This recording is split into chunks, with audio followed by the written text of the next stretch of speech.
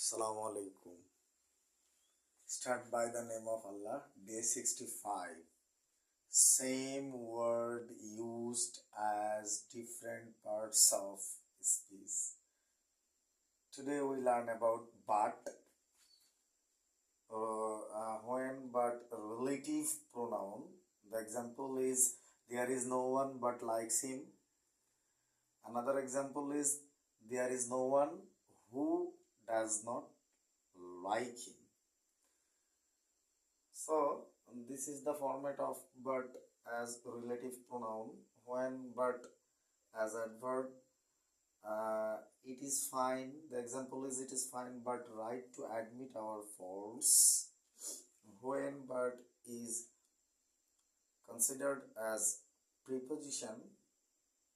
The example is none but the brave deserves the fair. When but treated the conjunction we tried hard but did not succeed. For all connected to English Universe with Advocate Sadiq, 23-25 AD, আজ 19 রোজা 1446 হিজরি. This is our today's class. Assalamu alaikum.